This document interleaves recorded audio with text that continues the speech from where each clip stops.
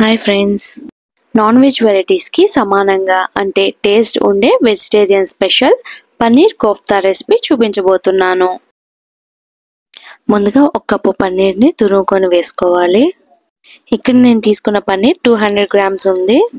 ఒక బంగాళదుంపని ఉడికించుకొని చెక్కు తీసుకొని తురుముకొని వేసుకోవాలి.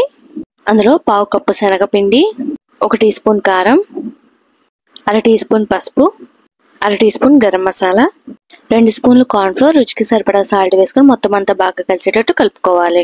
ఈ విధంగా కలుపుకున్న తర్వాత వీటిని మీడియం సైజ్ బాల్స్ గా చేసుకొని పక్కన పెట్టుకోవాలి. బాల్స్ కి ఎక్కడ క్రాక్ అనేది లేకుండా బాల్స్ చేసుకోవాలి.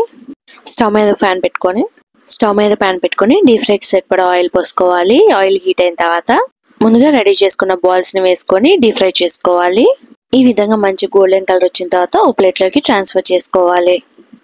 అదే పెన్ లో ఒక 2 స్పూన్లు ఆయిల్ ఉంచుకొని ఒక బిర్యానీ ఆకు, 1 ఇంచు చెక్క, 2 యాలక్కాయలు వేసుకొని చిటపటలాడించుకోవాలి. అందులో 1/2 టీ స్పూన్ జీలకర్ర, కట్ చేసుకున్న ఒక మీడియం సైజ్ ఉల్లిపాయను వేసుకొని ఫ్రై చేసుకోవాలి. ఈ విధంగా ఫ్రై అయిన తర్వాత 1 టేబుల్ స్పూన్ అల్లం వెల్లుల్లి పేస్ట్ వేసుకొని పచ్చివాసన పోయేదాకా ఫ్రై చేసుకోవాలి. పచ్చివాసన పోయిన తర్వాత 2 మీడియం సైజ్ టొమాటోల్ని పేస్ట్గా చేసుకొని వేసుకోవాలి. ఈ టొమాటో కూడా పచ్చివాసన పోయేదాకా మూత పెట్టుకొని మగ్గించుకోవాలి.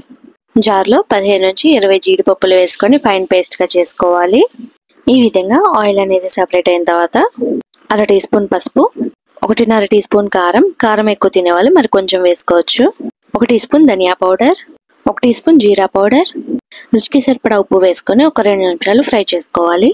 2 నిమిషాల తర్వాత పావు కప్పు పెరుగు, ముందుగా గ్రైండ్ చేసి పెట్టుకున్న జీడిపప్పు పేస్ట్ను కూడా వేసుకొని ఒకసారి కలుపుకోవాలి. అందులో 1 కప్పు నీళ్లు పోసుకొని ఒక పొంగు రానిచ్చుకోవాలి. ఈ స్టేజ్లో సాల్ట్ అనేది టేస్ట్ చేసుకొని అడ్జస్ట్ చేసుకోవచ్చు. ఈ విధంగా తెల్లుతున్నప్పుడు ముందుగా ఫ్రై చేసి పెట్టుకున్న కోఫ్తా బాల్స్ని కూడా వేసుకొని మూత పెట్టుకొని లో ఫ్లేమ్లో ఒక 8 నుంచి 10 నిమిషాలు ఉంచుకోవాలి. అందులో ఒక 1/2 టీ స్పూన్ గరం మసాలా కూడా వేసుకొని ఒక 2 నిమిషాలు ఉంచుకోవాలి. ఫైనల్గా ఆయిల్ అనేది ఈ విధంగా సపరేట్ అవుతుంది. ఈ స్టేజ్లో స్టవ్ ఆఫ్ చేసుకోవాలి. అంతే అండి, ఎంతో సింపుల్గా టేస్టీగా అయిపోయి పన్నీర్ కోఫ్తా రెడీ. ఇది చపాతీస్లో కానీ, నాన్స్లో కానీ, రోటీస్లో కానీ చాలా బాగుంటుంది. పిల్లలు కూడా చాలా ఇష్టంగా తింటారు. మనకి ఈ విధంగా ప్రోటీన్ కూడా అందుతుంది. ఖచ్చితంగా మీరు కూడా ట్రై చేసి మీకు ఎలా కుదిరిందో కామెంట్ చేస్తారు కదా.